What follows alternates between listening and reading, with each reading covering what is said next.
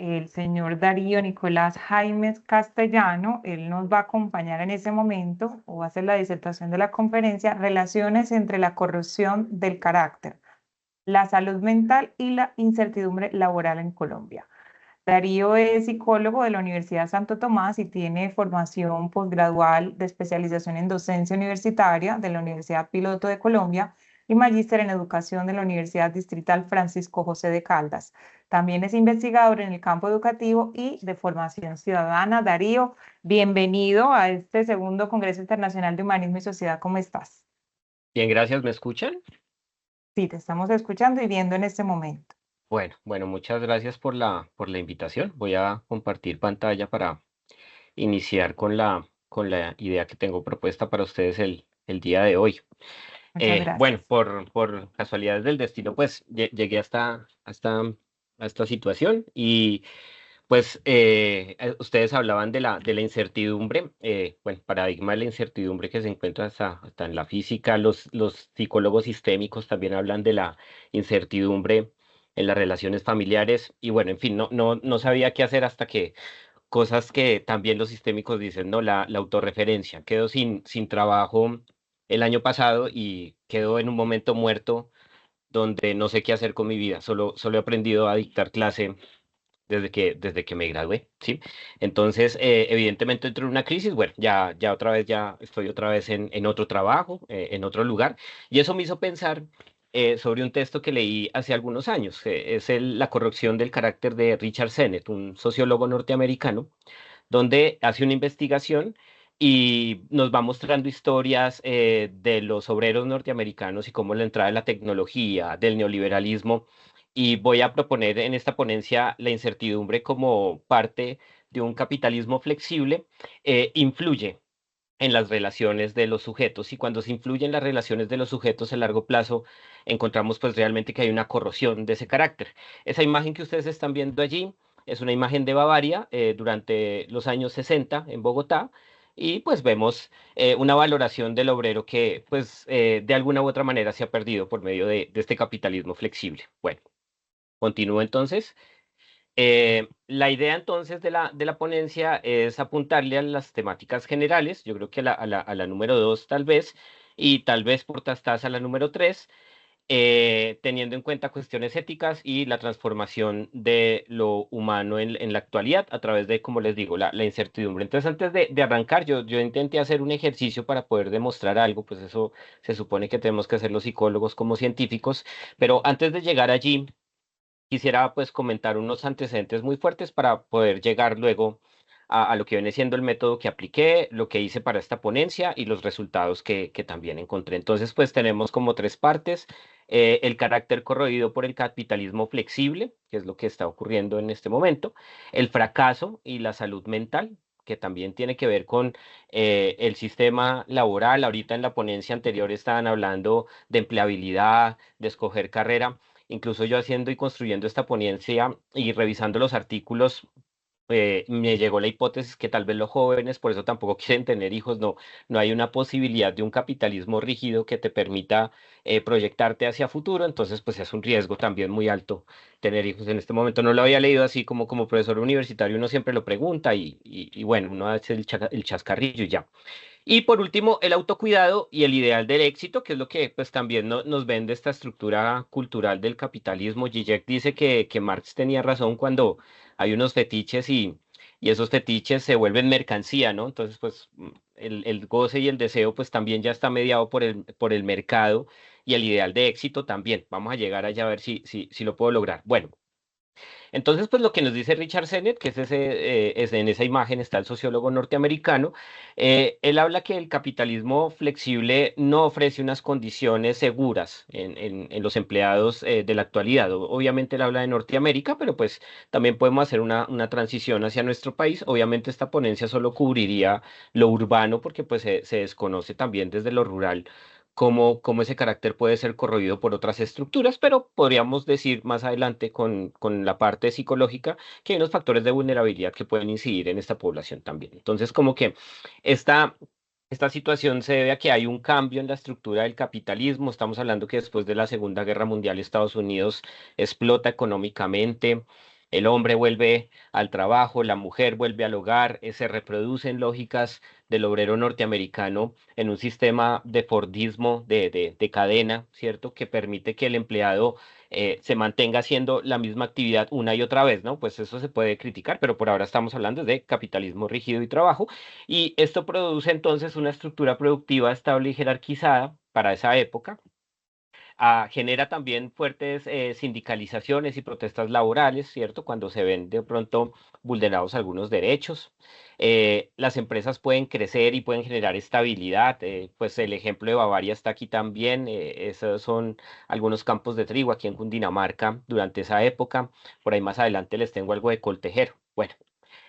Menor flexibilidad en la contratación y despido, ¿cierto? Y esto hace un mayor énfasis en la producción en masa. Entonces, pues hay una idea económica que permite que el capitalismo rígido se mantenga en nuestro país también durante un buen tiempo hasta que pues llegan como el liberalismo y bueno, llegó el presidente Gaviria y desde ahí pues empezaron algunas condiciones distintas en el mercado, pero por ahora podemos hablar que estos postulados del capitalismo rígido permiten que exista una rutina de vida tanto pública como privada en los obreros colombianos, ¿sí? Entonces, ¿esto qué va a mejorar? Pues va a generar una estabilidad laboral, los trabajadores pueden pensar en un proyecto a futuro como comprar una casa, comprar una finca, por ejemplo, y de esa manera reproducir esas condiciones y hablaríamos de algo de progreso. Hay una mayor protección social.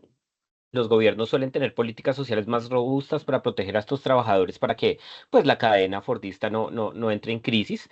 Hay una menor movilidad laboral. Los trabajadores suelen permanecer más tiempo en la misma empresa o sector durante mucho tiempo. Bavaria incluso alcanzó a pensionar empleados desde las mismas ganancias de la empresa. No sé si en Coltejero ocurre lo mismo, por ejemplo, como el ejemplo de la región de Antioquia, en Medellín. Hay mayor poder de negociación de los sindicatos tienen un papel más importante, ¿cierto? Entonces se pueden ver ejemplos, por ejemplo, en Alemania, donde en la Mercedes-Benz, pues la mitad de la junta está también pues ofertada por empleados y por trabajadores para darle un equilibrio. Pero bueno, estamos hablando de las ideas de ese capitalismo. El carácter, entonces, como tal, lo que propone este sociólogo es que el carácter genera, ¿cierto?, lealtad entre los integrantes del trabajo, entre los empleados, ¿cierto? Genera compromiso hacia la empresa. Entonces, en las máquinas de Coltejer, las mujeres trabajaban y había un Sagrado Corazón de Jesús ahí al frente todo el tiempo y pues por ese amor religioso seguían en su compromiso y en su trabajo, ¿no? No se pensaban de pronto en otras cosas. En ese momento. Hay logros orientados a objetivos, ¿cierto? Objetivos institucionales donde la empresa te permite y es parte de tu crecimiento personal y de hacer familia y una forma de resolucionar conflictos. Algo muy particular en Bogotá, en Bavaria, es que Leocop hizo un barrio para los obreros y el barrio no queda menos de 3, 4 cuadras de lo que ahora es el Centro Empresarial Bavaria, que era antes la fábrica. Entonces había como una situación de un capitalismo rígido que permitía que el obrero pudiera ser acogido por la empresa. No vamos a hablar de explotación de eso, sino pues hablando netamente de lo que es este capitalismo, ¿no? Adam Smith, hablando de la cuestión ética, él hablaba de una economía moralista y de solidaridad, discúlpenme, o sea, de cómo el trabajo en equipo, cómo la organización permite también ver una solidaridad donde se apoyan unos a otros. Nosotros pues, le llamamos redes de apoyo en ese orden de ideas.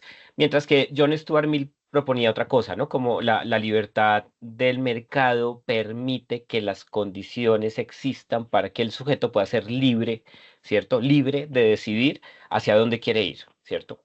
Digamos que hay una libertad de mercado que influye en el obrero y de esta manera el obrero ya no se queda rígido en un trabajo atendiendo a la solidaridad que está muy junto al carácter, sino que todo lo contrario, es libre de cambiar porque pues el mercado es fluido y hay unas leyes que sustentan eso. Entonces él propone la libertad también del obrero para poder movilizarse en este mercado cambiante, a lo que le podemos llamar tal vez un principio de este capitalismo flexible, ¿no? El capitalismo flexible pues ya ofrece otras condiciones desde que el neoliberalismo ingresa ya en Inglaterra con Margaret Thatcher. Por ejemplo, uno se puede dar cuenta de cómo las condiciones de la clase media de Londres, por ejemplo, pues se mantiene o ha bajado, mientras que cierta condición de la clase alta ha superado por 3, 4 veces el sueldo de la clase media en muy poco tiempo. Entonces uno puede ver que aquí existen unas condiciones que se reproducen no solamente allá, sino en otros lugares del mundo. Entonces, por ejemplo, hablar de contratos temporales y a corto plazo, donde se privilegian estos contratos, no se ofrece una estabilidad laboral. Hay subcontratación, algunas empresas entonces pues llevan partes de su fábrica a otros lugares. Por ejemplo, Harley Davidson, si no estoy mal, cambió su fábrica de materiales de metal luego de la guerra que hizo Trump comercial con China, le tocó trastearse a otro lugar y no a Estados Unidos. La precariedad laboral, menos salarios, menos beneficios sociales y mayor inseguridad laboral, atendiendo a la libertad de mercado como condición para esto. La mayor movilidad laboral, los trabajadores cambian de empleo con mayor frecuencia, lo que dificulta la construcción de carreras profesionales estables. Y pues bueno, también una acotación ahí personal, mientras estaba buscando trabajo y los psicólogos hacen unos procesos de organización ahí para seleccionar el personal y ponen muchos docentes entrevistados, digamos 6 docentes en una misma entrevista, y uno empieza a darse cuenta que todos estos docentes han tenido la misma fortuna que yo he vivido, ¿cierto? Que ha sido el desempleo, formarse en otras universidades y cambiar de un momento a otro. La vida, por ejemplo, del docente universitario es demasiado flexible en ese orden de ideas, y uno puede ver entonces cómo esa movilidad laboral es evidente. Listo. Bueno, es un ejemplo nomás. La tecnologización y automatización, entonces pues ya procesos como la IA que hablaban también en la conferencia pasada, pues ha reemplazado de cierta manera algunos roles, ¿no? Por ejemplo, lo que es el diseño gráfico, por ejemplo. La economía del conocimiento, se valora cada vez más el conocimiento y entonces tenemos esto de la superespecialización, donde antes en los años 60, 70 se necesitaba solo de un pregrado, pues luego ya empezamos a tener unos momentos de superespecialización, a tal punto que tenemos una oferta tremendamente amplia sobre posgrados para todo en lo que la humanidad pueda imaginar, diría yo. Por último, la globalización aumenta la competencia entre empresas y trabajadores de diferentes países, entonces pues ya hay subcontrataciones. Entonces uno también ve ofertas de empleo para trabajar uno en España online haciendo, por ejemplo, algún tipo de consultoría, y pues es un poco más barato porque uno es latino, imagino, no sé, la libertad del mercado que tanto estamos hablando. Bien, ¿qué consecuencias? Ah, mira, una foto de Coltejer. Eh, Mayor desigualdad, aumenta la brecha entre ricos y pobres, lo que les decía. Hay una desestabilización social fuerte porque pues hay una precariedad laboral, ya no existen las mismas condiciones y privilegios que el trabajador tenía en el capitalismo rígido. Ahora en un capitalismo flexible, tú mismo puedes pagarte tu salud y tu pensión, por ejemplo. Eso antes no existía en el otro tipo de capitalismo donde la empresa acogía y le daba esos privilegios al trabajador, si se puede decir así. Mayor estrés y ansiedad, esto lo vamos a encontrar ahorita en la revisión de documentos que hice, porque pues evidentemente esta incertidumbre laboral pues lleva a los sujetos a unas condiciones cognitivas, pensamiento y lenguaje, a pensamientos, a emociones que van poco a poco minando su parte del yo, y de esa manera pues empezamos a encontrar algunas consecuencias bastante graves que no imaginé que iba a encontrar mientras hacía la revisión de artículos para esta ponencia. Bien.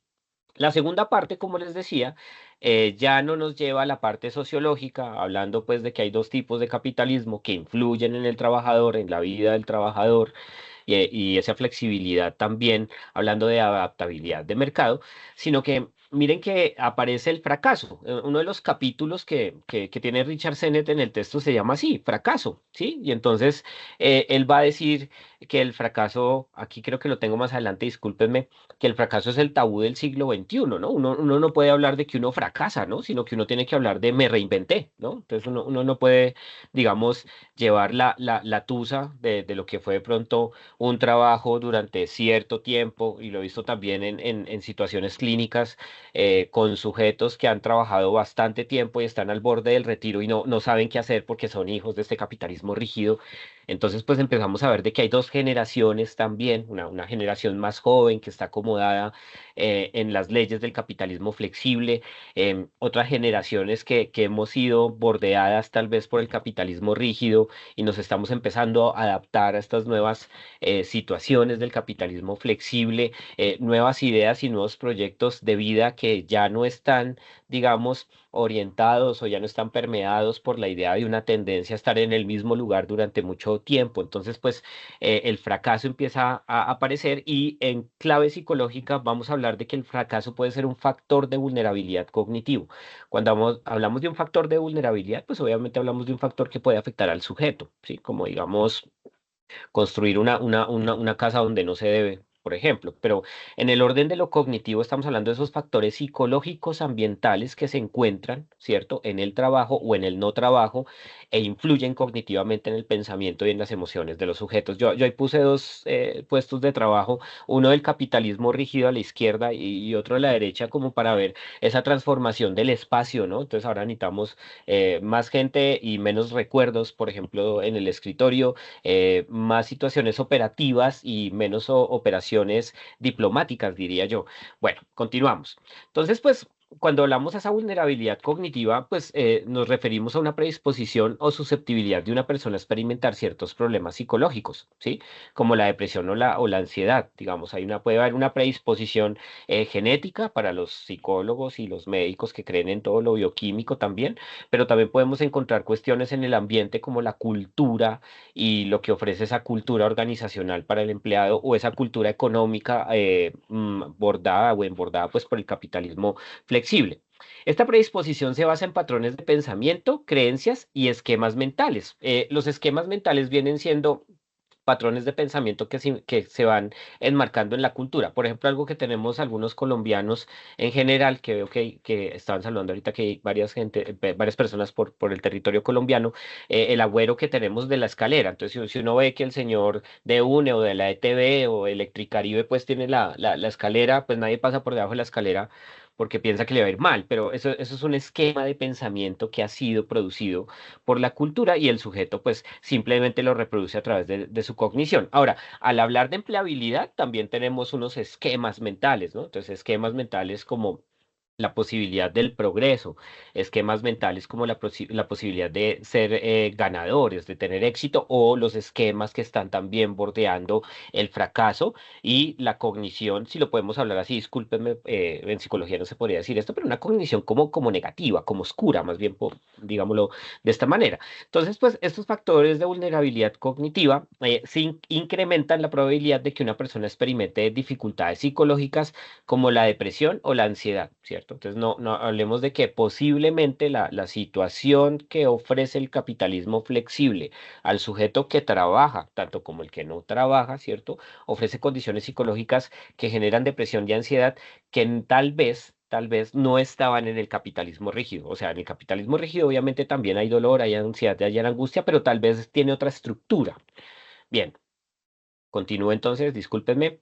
Bueno, entonces hablando de estos factores de vulnerabilidad cognitiva, la escuela cognitiva propone que hay dos aproximaciones. Unos factores de vulnerabilidad distal, que son realidades que deben interiorizarse con el tiempo.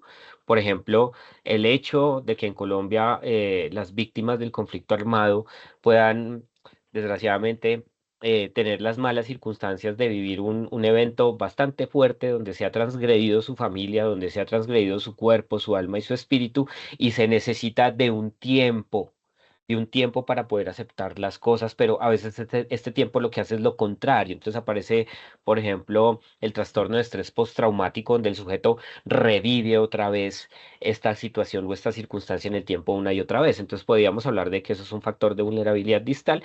Y al hablar de un factor de vulnerabilidad proximal, nos referimos a la circunstancia, a lo que diría en el psicoanálisis el trauma, ¿no? La herida de guerra que no se quiere mostrar, digamos que sería ese momento, la experiencia, ¿no? Y el fracaso está muy unido allí, ¿sí? A ese factor de vulnerabilidad proximal. Entonces, pues, atendiendo a lo que les decía y proponiendo en esta ponencia humildemente, que el modelo de trabajo flexible genera una incertidumbre laboral en los sujetos, pues tenemos estas dos condiciones de vulnerabilidad que van a influir fuertemente en la vida del trabajador, por ahora urbano. Bueno. Los factores de vulnerabilidad cognitiva proximal pueden ser eventos estresantes recientes, como la pérdida del empleo, por ejemplo, ¿cierto? Esto puede producir también problemas de pareja, enfermedades, ¿cierto? Demandas laborales excesivas, cargas de trabajo elevadas, plazos ajustados, falta de autonomía en la toma de decisiones, un entorno laboral exigente, y ese entorno laboral exigente está muy allegado, está muy cercano a la condición del éxito, por ejemplo, a la condición de tener el indicador, etcétera, etcétera. Problemas de sueño, dificultades para conciliar el sueño, despertares frecuentes, consumo de sustancias, alcohol, drogas, café, cigarrillo, bueno, televisión, lo que sea, de forma masiva, si lo puedo decir así, o de forma repetida en el tiempo más bien, y que pues obviamente puede influir en el trabajo del sujeto. Bien. Cuando hablamos de factores de vulnerabilidad cognitiva distal, hablaríamos ya de la historia del sujeto. Entonces ya estamos hablando de un plano más psicológico que no estaría, digamos, dentro del entorno del capitalismo, pero uno no puede, con todo respeto de las ciencias sociales, como apartar la antropología, la sociología y la psicología, aunque no sea ciencia social la psicología, pero pues está en su lucha, de hablar de una cuestión. ¿Cómo podríamos decir? Que integre toda la situación para explicar el fenómeno. Entonces, hablar de historias de traumas también que están alojados en la infancia, pero si nos damos cuenta, por ejemplo, de la vida privada del obrero colombiano, la violencia intrafamiliar está también mediada allí por las condiciones en las que él se ha sentido fracasado. Eso está, digamos, en esos estudios de la vida privada de Colombia, que es un texto muy, muy, muy bonito. Bien. Los estilos de apego inseguro, que es algo que los psicólogos manejan, ellos proponen que el apego inicial con la mamá y con el papá va a reproducir las lógicas y las formas de relacionarse en el tiempo del sujeto. Entonces, si la mamá, digamos, quiere estar alejada del sujeto o del niño, pues el hombre va a entender que el amor es que la mujer lo mantenga alejado, por ejemplo, algo así, de esa manera. Entonces, hablamos de un apego inseguro que también puede estar influyendo en estas relaciones adultas o en la forma de resolver estos conflictos. La personalidad, que es un producto urbano, la personalidad aparece también por el trabajo, donde hay una diferenciación de puestos de trabajo y una superespecialización, entonces empiezan a aparecer también unas condiciones de respuesta emocional que luego se van a estructurar como personalidad. Bueno, eso lo dice la psicología pues tiene como sus defensas, pero puede estar también, ¿por qué no correcta? Y lo que viene siendo la cuestión genética, ¿no? Una susceptibilidad biológica frente a las situaciones a las que están allí las personas expuestas. Bien, continúo entonces en esta ponencia. Bien. Entonces, como les decía, el fracaso, que es un capítulo que tiene Richard Sennett en este texto de la corrosión del carácter, él nos habla, como les decía, que el fracaso es un gran tabú moderno. Freud habla que el tabú es algo de lo que uno no puede, más que no puede hablar, es algo que uno no puede hacer porque si uno comete el tabú, pues hay un castigo que es la expulsión de la comunidad, ¿no? Entonces, digamos que uno no puede fracasar. Entonces, en ese orden de ideas, si retornamos a lo que dice Freud en Totem y Tabú, pues entonces uno diría, carajo. Entonces, el obrero, ¿cierto? El empleado, bueno, como sea, el trabajador, para decirlo mejor, no puede decir que ha fracasado porque eso es un tabú. ¿Sí? Entonces empezamos a ver que hay una condición de mercado que exige que el ganador se lo lleva todo. Nosotros estamos permeados de cultura norteamericana, consumimos películas, series, novelas, arte, música, y nos damos cuenta que la cultura norteamericana siempre tiende al éxito. O sea, a un norteamericano no le puede decir loser, ¿no? Porque lo ofendería muchísimo. Entonces empezamos a encontrar que esa cultura que ha posibilitado el capitalismo flexible del ganador, también genera un perdedor, ¿no? Que vendría siendo el ñoño en las películas, ¿no? Y el ganador, pues el jugador de fútbol americano, una vaina así. Hoy el fracaso ya no es la perspectiva normal a la que se enfrentan los muy pobres o desfavorecidos. Si uno ve películas como las de Luis Buñuel, de Los Olvidados, que es una radiografía de la pobreza en México durante los años 50, si no estoy mal, si algo, pues me corrigen. En esa película blanco y negro aparece varios fracasados. O sea, el fracaso social es evidente en la película. Pero miren cómo Richard Sennett, a través de este texto y a través de los estudios que hace en Estados Unidos, se va dando cuenta que el fracaso se fue poroseando, ¿cierto? Y la clase media se fue poroseando en Estados Unidos, ¿cierto? Y poco a poco el fracaso fue acogiendo a la clase media. Entonces, parece ser que el fracaso antes era algo como situación de pobres, eso no es lo mío, como doña Florinda, pero ahora estamos hablando de que el fracaso sí está permeando a la clase media y de alguna u otra manera acaba con su carácter. Bien, entonces pues la propuesta también de esta ponencia es reconocer esta posición de Sennett, es decir, el fracaso, como un factor de vulnerabilidad cognitiva, distal y proximal, o sea, está en los dos canales, tanto circunstancial como históricamente. ¿Listo? Porque es un tabú y pues el fracaso, no se puede hablar mucho de eso en la escuela, hablando de la ponencia anterior también. Por último, hablar de éxito y autocuidado, ¿cierto? Pues estamos, si hablamos de fracaso, pues hablaríamos de la otra cara de la moneda que viene siendo el éxito, ¿cierto? Como les decía, hay un fetiche de la mercancía, dice Marx, Freud dice que el fetiche es un objeto mágico. Hace poco estaba viendo con mi esposa una serie que de moda que está en Netflix. Ay, ya se me olvidó el nombre. Bueno, y la chica decía que tenía que comprar mucha ropa para quitarse los traumas de encima. Entonces empezamos a ver de que evidentemente el éxito es un ideal, ¿cierto? O sea, si tenemos un tabú como es el fracaso, yo creo que el tótem es el éxito, ¿no? El tótem es una figura que te protege, pero te da órdenes. Entonces, pues los que tienen éxito están protegidos, ¿no? De cierta manera por ciertas situaciones y esto les permite generar mejores prácticas de autocuidado, ¿sí? Igual que en la vida obrera del siglo XIX en Colombia, donde el obrero tenía permitido solo ir a ciertos espacios y consumir cierto tipo de sustancias como chicha y cerveza, la clase alta era algo más interesante, ¿no? Porque tenía clubes, tenía fincas, por ejemplo, y desde allí había otra profesionalización del éxito y de ese autocuidado frente a las bebidas fermentadas que ellos tomaban, por ejemplo. Bien, entonces, pues hablamos de algo muy norteamericano que dicen también los humanistas, los psicólogos humanistas hablan de una pirámide de necesidades y al final de la cúspide de la pirámide hablan de la autorrealización como tal, hablando de la cultura del capitalismo flexible, neoliberal de Estados Unidos, que pues está muy bien para poderlo explicar. Y podemos cuestionarlo, ¿no? Porque no es lo mismo tener una autorrealización en Norteamérica, con la cultura norteamericana, con la posibilidad económica de lo que ofrece lo norteamericano y una cultura del éxito y la autorrealización en países como Colombia y también en la región en la que estamos nosotros. Entonces, él cuestiona la idea de que el éxito profesional sea sinónimo de la felicidad, porque cuando se tiene éxito hay autorrealización, ya hay felicidad, consumo de cultura norteamericana, ya lo repetí, y es un concepto mucho más complejo y personal que no se reduce a logros externos. Entonces, por ejemplo, les sigo hablando de la cotidianidad, del hecho que tengo un sobrino en fuerzas militares, fuimos a acampar y me decía, no, es que no es tanto ser militar, yo quiero ser historiador, sí, pero no lo he podido lograr. Me ha tocado insertarme en este medio porque es una posibilidad de trabajo a largo plazo, ¿cierto? Que me permite la estabilidad para luego ya cuando esté cucho, perdón, viejo, poder estudiar lo que siempre he querido, que ha sido historia. Entonces uno empieza a ver, miren cómo el éxito y la autorrealización se van separando según lo que cada sujeto quiere y empezamos a ver que el éxito viene siendo como una orden que nos coacciona, como el tótem, ¿cierto? Pero que también nos obliga a hacer cosas, ¿no?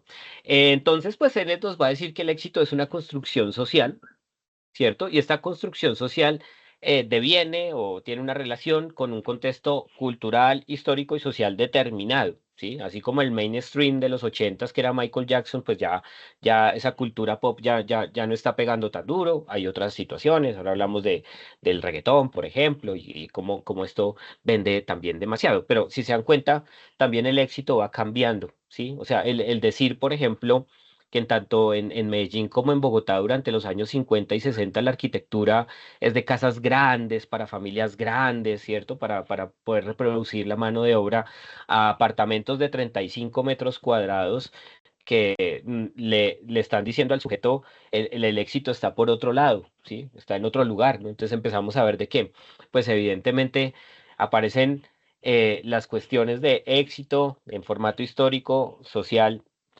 y cultural como una parte que obliga al sujeto a autorrealizarse, ¿no? Y entonces, pues, eh, hablábamos también de que esto va a producir unas consecuencias en la ética del trabajo, ¿sí? Y la ética del trabajo en relaciones que han sido corroídas, en relaciones, en caracteres que ya no influyen en relaciones a largo plazo de mi compañero de trabajo es el padrino de mi hijo, o sea, esas cosas ya se están perdiendo.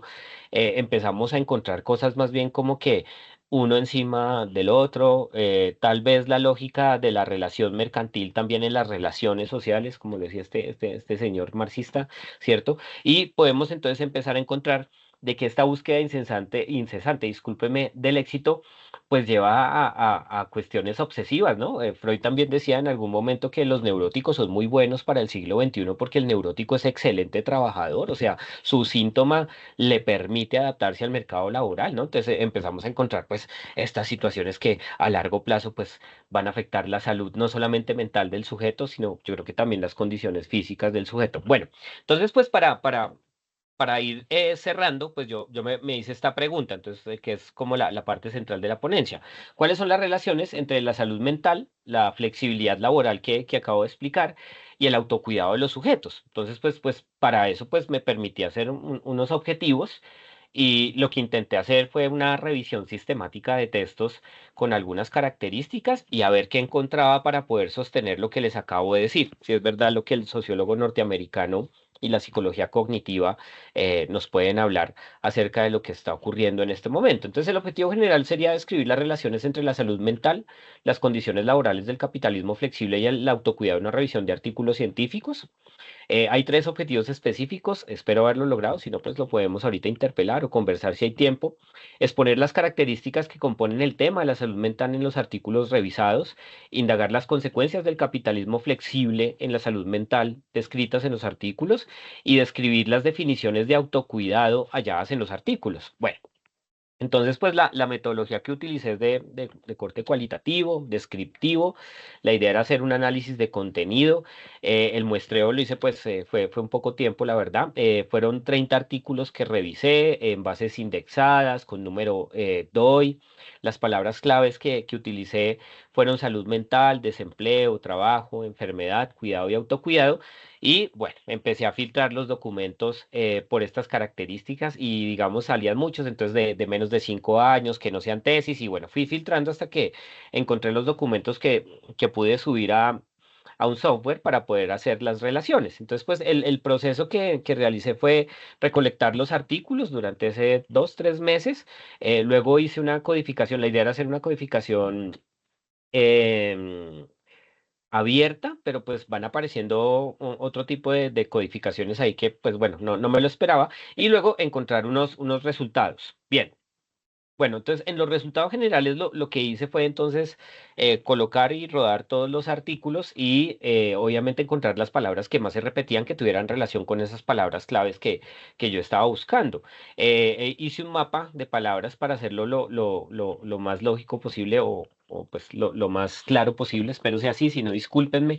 Y entonces pues empezar a encontrar que empiezan a aparecer la repetición de palabras como trabajo, desempleo, labor, estudio, ¿cierto? Autocuidado, personal, vida privada, actividad personal, depresión. Entonces empiezan a aparecer unas palabras que se repiten y evidentemente podemos empezar a ver que sí, hay tal vez una radiografía, tal vez hay un posible croquis de lo que podemos ver frente a lo que el capitalismo flexible le ofrece a los artículos. Olvidé decir que los artículos todos son de Latinoamérica, en su mayoría colombianos, de Perú, muchos también. Bueno, continúo entonces. Bueno, este fueron como las palabras que más se repitieron en la revisión de los artículos. Entonces, pues encontramos, miren, el trabajo, la labor, el personal, el autocuidado, el trabajador, el desempleo, el estudio, el personal, como palabras posibles. Esto es una codificación abierta, como les decía, como palabras posibles que nos pueden traer a otras categorías. Entonces, bueno, la codificación cambió un poquito, me disculparán. Bien, pero pues son cosas que ocurren aquí en la investigación cualitativa. Entonces, frente a las características de salud mental, cuando corrí el software con la palabra salud mental y empecé a hacer codificación axial, me empecé a encontrar entonces con estas otras etiquetas, ¿sí? Empecé a encontrar entonces que las características de salud mental de las que hablan los artículos científicos sobre desempleo y salud mental en Colombia y en otras regiones de Latinoamérica tienen que ver, por ejemplo, con el suicidio. Entonces, hay muchas veces se repite, discúlpenme, la palabra suicidio en los artículos. Sí, entonces es algo que me sorprendió, la verdad, pues obviamente habíamos hablado todo el tiempo en lo que viene siendo la teoría sobre ansiedad, sobre depresión. pero el suicidio no había aparecido, ¿no? Entonces uno vuelve a la sociología, discúlpenme, con Durkheim cuando habla del suicidio y la anomia, ¿no? Y la anomia como una posibilidad donde el sujeto no tiene nombre. ¿Dónde no tiene uno nombre? En el capitalismo flexible, ¿cierto? En un trabajo donde las relaciones se difuminan en el tiempo y el sujeto no tiene a quién hablarle. Entonces, miren cómo empieza uno a encontrar, discúlpeme, fue la cuestión de la codificación que cambia, uno empieza a encontrar de que, pues evidentemente, pues las consecuencias nos pueden llevar a ver que el suicidio no es algo solamente, con todo respeto a mis colegas, psicológico, sino que también tiene una estructura y una estructura económica, histórica y cultural fuerte. Listo, continúo con el siguiente objetivo. Sobre empleabilidad flexible y salud mental. Entonces, pues encontré síntomas, como las palabras que más se repiten, y estos síntomas, miren qué chévere, perdón, discúlpenme, tienen una relación con suicidio, depresión y ansiedad. Entonces, cuando hablamos de empleabilidad flexible y salud mental, vamos a estar siempre bajo el rango de estas tres categorías que pues sí vienen, pues obviamente la salud mental vienen con lo que significa lo que la psicología puede decir, la depresión y la ansiedad como dos respuestas que siempre están atendiendo a estímulos o a circunstancias que son nuevas o son demasiado fuertes, superan el umbral del sujeto y el sujeto entra en depresión o ansiedad como una respuesta biológica. ¿Cierto? En el tiempo se acaba la respuesta biológica y lo que se espera es que cognitivamente también, pero queda la idea cognitiva, queda el esquema mental.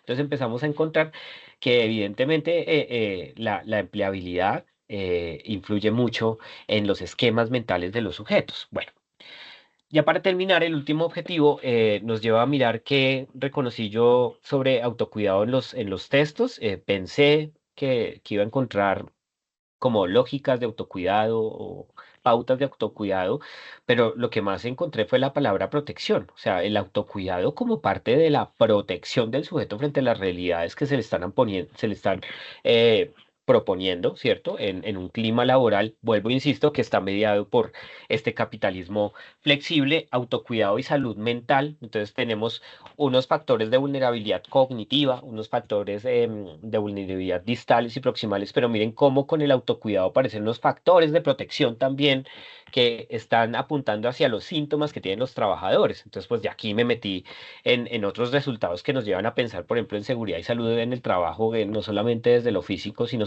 también desde lo psíquico. ¿Qué significa la idea del desempleo en esto de la seguridad y salud en el trabajo? Que pues me dejó pensando mientras hacía toda esta codificación. Bueno, esto era lo que tenía preparado. No sé, estoy ya preparado por si quieren hacer alguna pregunta, hacer alguna discusión. Muchas gracias.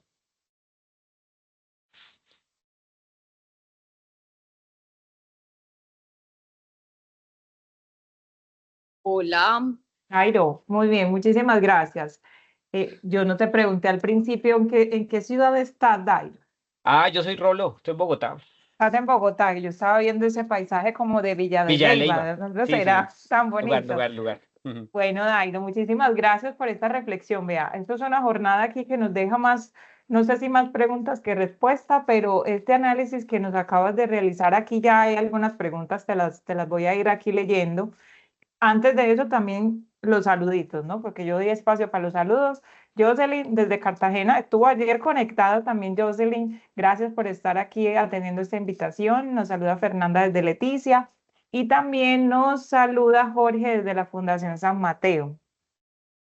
Jorge Higuera desde Bogotá y bueno, qué rico que nos vean aquí de diferentes ciudades de Colombia.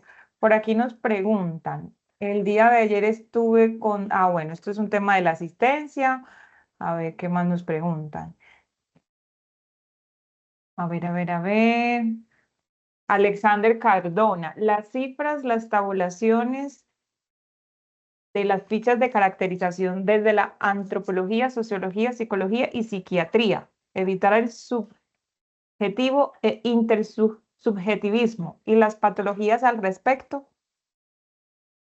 No sé si está muy clara la pregunta para ti, Sí, Dani. tal vez en la codificación como tal, qué trastornos existían, ¿sí? Entonces, digamos, había mucho, yo me fui pues a una codificación, como les decía, abierta, porque cada vez iba encontrando más cosas y pues el trabajo también como profe pues no me dejaba, digamos, avanzar en esta situación, pero sí le puedo decir al compañero que evidentemente el suicidio podría estar como en esas posibilidades dentro de lo que viene siendo lo anormal. Y dentro de los trastornos lo que más encontré fue algo que se llama el trastorno del burnout, que es el trastorno del quemado en los empleados y también trastornos de ansiedad por separación. Encontré, digamos, como esos dos trastornos como en los que mayor orden había relación con las palabras. No sé si estoy contestando la pregunta del compañero. Y acá pregunta también, ¿y las patologías y las posibilidades de tratamientos al respecto? Ah, carajo, yo creo que eso también nos lleva como una reflexión, porque pues volviendo al capitalismo flexible y en lo que ley se refiere a salud mental, digamos en psicología, un sujeto que tiene EPS solo tiene derecho a 3 consultas psicológicas. Y pues hablando de psicología clínica, es muy complicado el tratamiento desde ese orden, entonces eso obliga al trabajador a irse por el modo privado de intervención y no todos tienen la oportunidad. Yo diría eso en ese orden de ideas. Por el otro lado, pues yo creería también que fomentar una cultura distinta, ¿sí? Una cultura que no esté cargada con tanta tensión de éxito y fracaso, sino una cultura que esté sobre el trabajador, ¿no? Entonces uno puede ver como, bueno, no es nada así como idea izquierdosa, sino ver, por ejemplo, las ideas que tiene Italia sobre los mecanismos de privilegios que le ofrece a sus empleados para que no se estresen, ¿no? O la posibilidad en Alemania que usted como trabajador pueda acceder a un spa totalmente gratis durante 3 semanas y no hay lío, la empresa le paga eso, ¿no? O vacaciones en Italia de 4 semanas pagadas por la misma empresa. Entonces empezamos a ver de qué. Pues yo creo que más allá de hablar de una intervención psicológica o psiquiátrica, la idea de la ponencia era llevar esto más hacia lo social. Y en ese orden de ideas, pues también cómo la realidad social y política de cada país responde a las necesidades que estamos encontrando o que hallamos en estos textos y en esta reflexión. Muy bien, muchas gracias. No sé si hay alguna otra pregunta en el público. Aquí en el chat no veo más. Viviana, no sé si tengan por allá en la sala de transmisión alguna inquietud con relación al tema. Sí, está un ¿Para quién nos poquito levanta la mano? en la vía de lo que nos estaba diciendo Darío, y es cómo se puede promover el tema de la salud mental como un asunto de salud pública. Comparto plenamente contigo, si bien hoy hay unos tratamientos individuales, son insuficientes porque la dimensión del problema es bastante amplio, va en crecimiento. De hecho, se calcula que la ansiedad y la depresión va a ser como la enfermedad por excelencia de los siguientes años, y el porcentaje que se tiene que va en incremento. Se espera que alcance la mitad de la población. Entonces, ¿cómo eso se puede llevar realmente a un problema de salud pública? Porque es lo que está haciendo. Sí, sí, yo diría que sí, o sea, la idea era esa porque, con todo respeto de mis colegas, la psicología pues tiende como al sujeto, pero el sujeto está bajo una estructura y pues tenemos una estructura que tal vez uno lee la ley 100 y parece muy, muy, muy bonita en algunas formas, pero de todas maneras sigue teniendo mecanismos que no están correspondiendo a las necesidades de la población como tú dices. Entonces, pues con estas nuevas, como les digo, con lo que decía en la ponencia, con esta super especialización, por ejemplo, ahora tenemos una situación de salud y seguridad en el trabajo, pero parece ser que esa salud y esa seguridad en el trabajo, digamos, está hasta donde está la puerta de la empresa, como que uno sale de la empresa y ahí ya no hay seguridad ni salud en el trabajo, cuando debería ser algo como les decía, totalmente cotidiano al sujeto que está trabajando, ¿no? Creo que desde allí también se deberían, digamos, reconocer algunas situaciones. Gracias. Gracias. Y el profe Juan Jacobo también tiene una pregunta por acá. Gracias, Melissa. Bueno, y un saludo muy cordial al profesor Darío, que además hace un ejercicio bastante interesante, en un momento, según lo que él narraba, bastante complejo y crítico, ¿cierto?, de su propia existencia. Profe, yo quiero ir a dos asuntos, complementando también lo que pregunta Viviana. Ella plantea el tema de la salud pública, pero bueno, a nivel individual, reconociendo bajo el esquema que estamos, pues el modelo de capitalismo flexible se va a profundizar, ¿cierto? Yo no creería que es un modelo que se va a detener. Se ha planteado mucho la posibilidad del colapso del capitalismo, pero yo creo que la tendencia realmente es que el modelo neoliberal pues se profundice cada vez más. Y frente a esto, entonces, ya individualmente, ¿qué nos queda? O sea, ¿qué debemos hacer ya como individuos? Pues Viviana plantea el tema ya desde el punto de vista de la salud pública, pero ya como individuos, ¿qué deberíamos hacer, cierto? Para poder afrontar directamente este escenario tan complejo que se nos presenta y lleno de incertidumbre. Y a eso le agrego lo siguiente. En este modelo de capitalismo flexible, podemos hablar que todavía habrá lugar para lo humano. Uf. Que sí, la idea de la ponencia era que se llevaran este tipo de preguntas, ¿sí? Trazar la vida, por ejemplo, en lo que significa un proyecto de vida y lo que ya no es un proyecto de vida en la actualidad, es algo que debemos tener en cuenta. Yo estoy de acuerdo con su merced. Hablar de neoliberalismo, por ejemplo, después de lo que significan los desastres naturales, por ejemplo, Armenia, ¿cierto? Entonces, Armenia tembló un montón y nos clavaron el 4 por mil y pues ahí quedó. Entonces eso nos demuestra que el neoliberalismo se alimenta también de lo que vienen siendo las condiciones de vulnerabilidad que existen, ¿sí? Por ese lado. Y frente a la otra pregunta, creo que es muy, pero muy buena y creo que ahí debemos también romper con nuestra cultura del éxito y es que si necesitamos ayuda, pues hay que buscarla en la red de apoyo que tenemos inicialmente y si realmente creemos que la psicología puede servir para algo, para transformar en el país o transformar, por ejemplo, la vida de los sujetos, creo que es el momento de darle una oportunidad a lo que viene siendo el tratamiento psicológico, diría yo, desde la manera individual. Hay muchas escuelas, yo no podría hablar de que hay un tratamiento como ley específico, porque hay conductistas, hay sistémicos, hay psicoanalistas, hay humanistas, hay un sinfín de verdades psicológicas que pueden empatar con las necesidades del sujeto. Entonces yo creo que es romper también con ese tabú de ir al psicólogo, porque pues no sé, allá en Medellín o en las zonas donde ustedes estén del país, pero en Bogotá ir al psicólogo es fracaso. Entonces es como, ya vimos a través de esta ponencia que el fracaso obviamente es una ficción, entonces pues atravesar esa ficción y tratar de empezar con un tratamiento, diría yo. Bueno, muchas gracias, Darío. Tenemos por acá otra pregunta de Jorge Eliezer.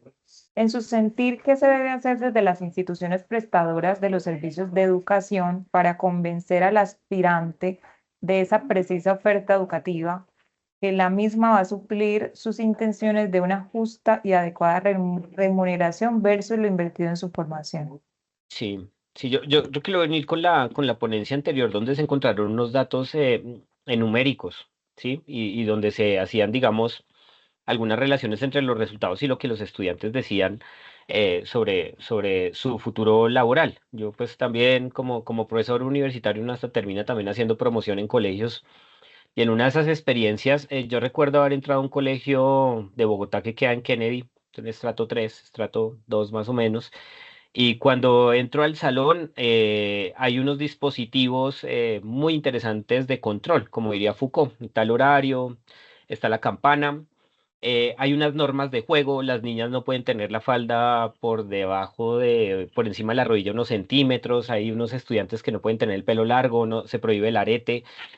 Y entonces uno también empieza a ver otras condiciones, lo que les decía, lo social, lo cultural y lo histórico, también un aparato ideológico del Estado como viene siendo la educación, que repite las normas que nosotros tenemos que seguir como ciudadanos. Entonces, yo creo que también hay una situación ahí que yo vi, ¿no? Y es el hecho de que le estamos diciendo a la juventud colombiana que tome decisiones sobre su vida, cuando el colegio, todo el tiempo el colegio, los medios de comunicación y la familia les han dicho qué decir para lograr el éxito, ¿sí?